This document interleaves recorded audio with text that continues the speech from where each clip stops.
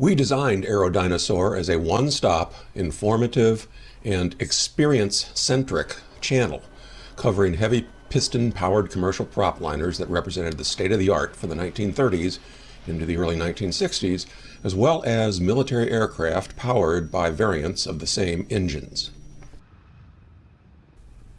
In most of our videos, we also feature rare, inside and out, full audio footage of operations of the few remaining aircraft in these categories up to this day. In the future, vintage propliner contemporaries such as the Lockheed L-188 Electra may be considered as subjects for this channel. When on our channel homepage, please click on Videos from the choices at the top to see the full range of our video offerings. Also, if you click on Playlists on that same bar, you will find in one place our library of quality propliner and heavy piston videos from other YouTube creators. And of course, don't forget the subscribe button. Hi, John Reed, Aerodinosaur. This video is an episode of our Poor Man's Hangar Tour series that focuses on the evolution of the air-cooled heavy radial engine and the well-known aircraft these engines powered.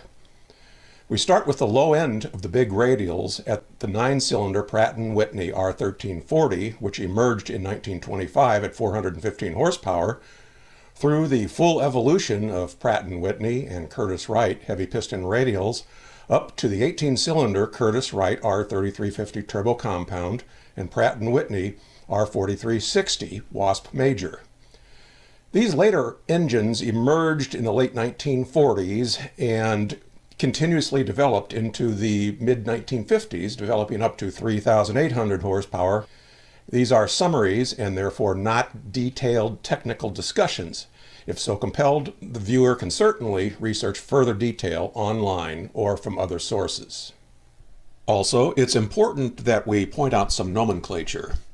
R stands for radial, and 4360 stands for the approximate cubic inches of the engine, rounded slightly up or down.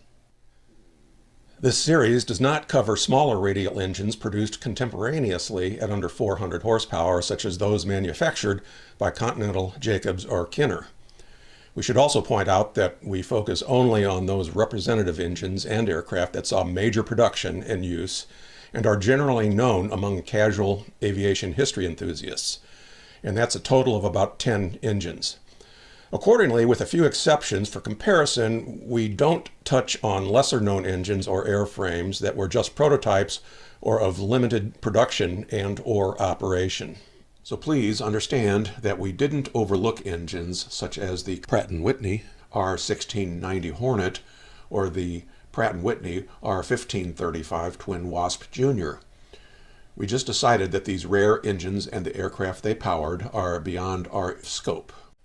Also, since U.S. manufacturers had an unassailable competitive advantage in aero engines from the 1930s through the 1950s, which I might add is no longer the case, we focus on the two U.S. producers of major radials, which are Pratt Whitney and Curtiss-Wright during that particular era.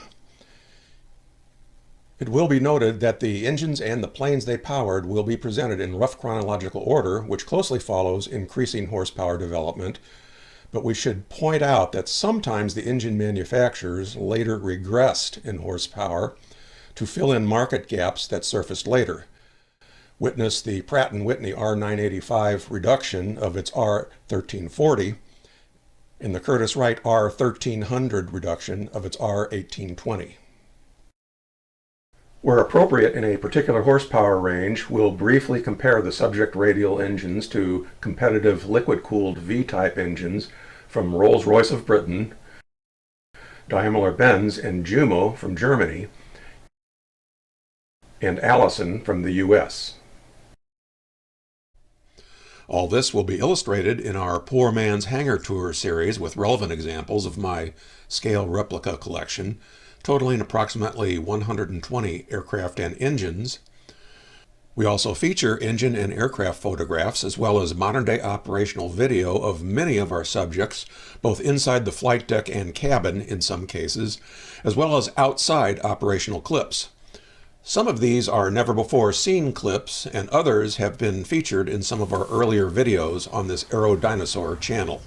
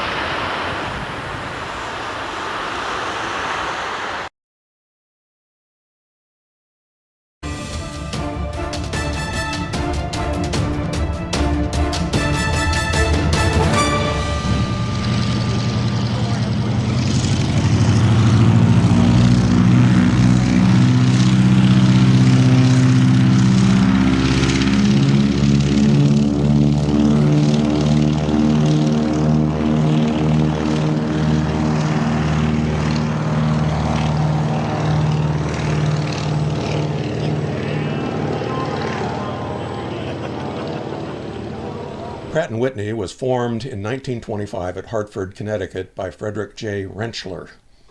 He had just defected from Curtiss-Wright to design a superior engine in conformance with U.S. Navy specifications. He teamed with George Meade and engineer Andy Wilgoose, as all three felt that Curtiss-Wright was slow to respond to this Navy request and lacked innovativeness, and Rentschler had some better ideas. The Navy told him if he could meet those promises, it would forego Curtiss-Wright and give assurances of generous orders to Rentschler. I'd like to point out that the two names in Pratt and Whitney were not aeronautical names, but the names of the founders of the machine tool division of Niles Beaumont Pond Company, where Rentschler's engine development and testing would occur. The requirement was 400 horsepower out of an engine weight of 650 pounds. This was best met through a standard air-cooled single-row radial 9-cylinder configuration. At approximately 1,340 cubic inches, the optimal inside cylinder dimension was a bore of 5.75 inches and a stroke or piston throw of the same 5.75 inches. When the bore and stroke numbers are the same, the displacement within a cylinder is said to be square. This cylinder bore would remain Pratt & Whitney's standard dimension in the evolution of its largest radials over the next 30 years, up to its largest engine, the 28-cylinder R-4360, that developed 3,800 horsepower maximum. The major exceptions would be the R-1830 with a 5.5-inch bore and the R-985 with a 5.185-inch bore. There would be slight variations in stroke distance for each engine with the 5.75-inch bore. R-1340s ranged in horsepower from the original 415 horsepower to 600 horsepower, with most being versions in the 500 to 600 horsepower range. Throughout the horsepower range of this engine, the cylinder heads and cooling fins were cast aluminum, never switching to forged and cut heads that larger radials transitioned to in their higher horsepower ranges. Propeller gearing ranged from direct drive to a 3.2 reduction ratio to the prop. A very successful first test stand run-up occurred on December 29, 1925, where the R-1340 Wasp developed 425 horsepower on the dynamometer.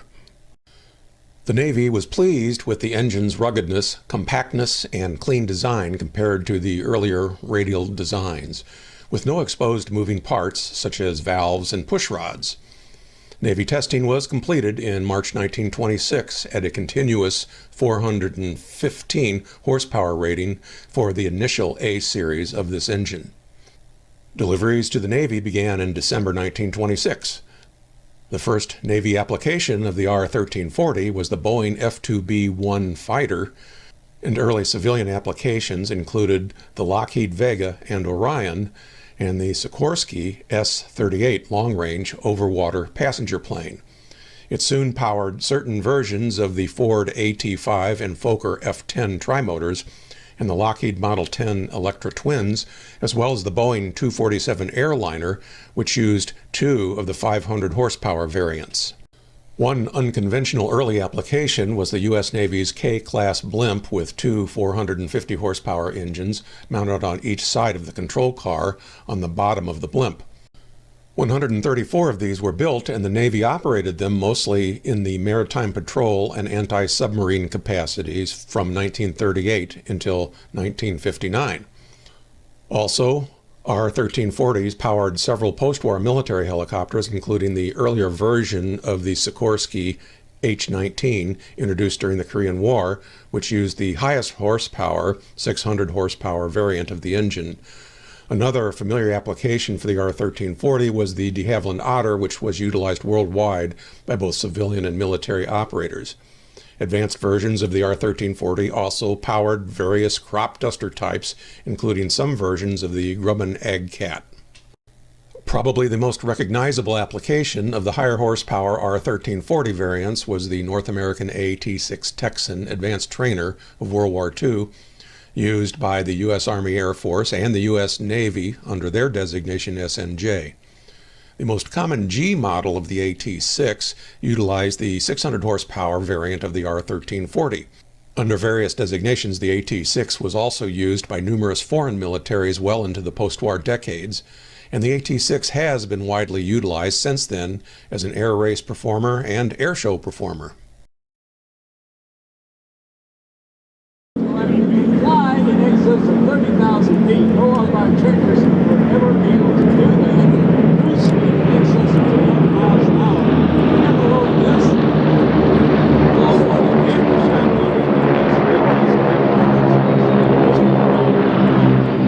Let's stay out on the clears until they're not missing. Jets with their gadgets are down in front. More about the T-28 but I mentioned to you about the World War II.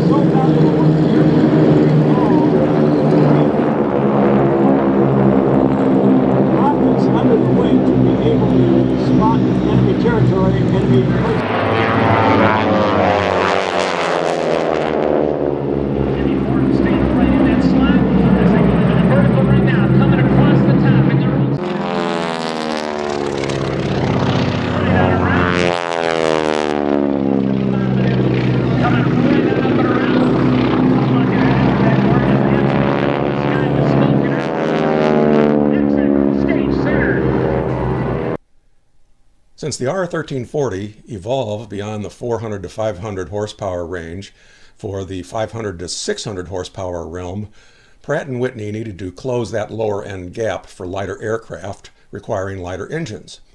In 1929, Pratt Whitney downsized the R-1340 into the R-985 using smaller 5.185-inch square cylinders. And by square, I don't mean the cylinders were square, I mean bore by stroke, and that was in place of the standard 5.75-inch square cylinders.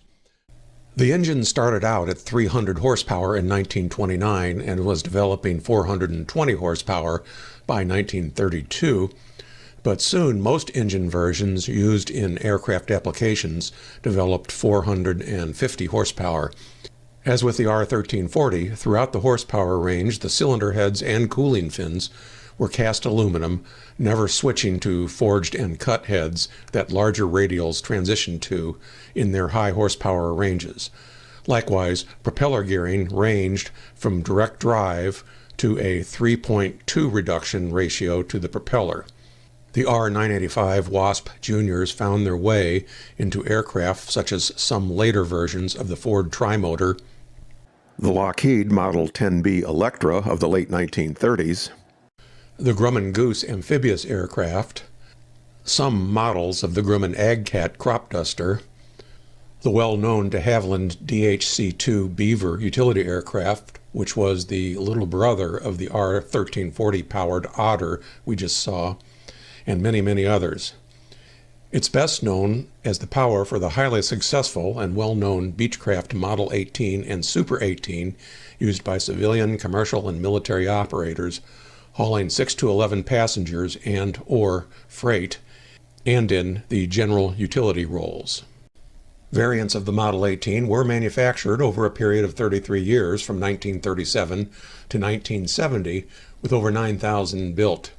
That means in the late 1960s into 1970, a DC-3 era 1930s transport plane was still on the production line. Given its 1930s debut, it's obvious that this plane would have a major role with the U.S. Army Air Force and Navy during World War II. In these roles, the primary transport variant was known as the C-45, and there were many derivative designations for various other roles, such as bombardier and navigational trainer. Many foreign militaries flew the plane, and the U.S. Navy retired their last Model 18 in 1972, with the U.S. Army retiring their last one in 1976. In the post-war period, the Model 18 was used extensively as a business aircraft and feeder airliner into the 1980s. As a corporate aircraft, later variants were manufactured as the Super 18 with improved systems, interiors, and squared-off wingtips. In utility roles, it was used in oddball applications such as air spraying, cloud seeding, fish stocking, banner towing, and were often fitted with floats.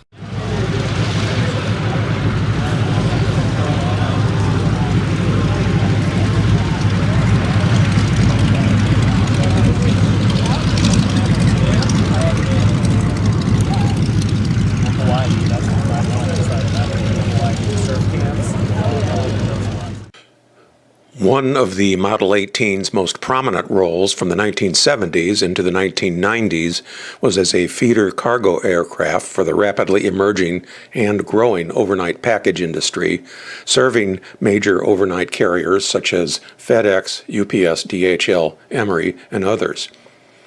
Many of the Model 18 feeder lines had a reputation of being mom-and-pop fly-by-nighters who cut corners on maintenance, weight limits, weather, and crew qualifications, resulting in a very high accident and casualty rate for these old and worn-out planes.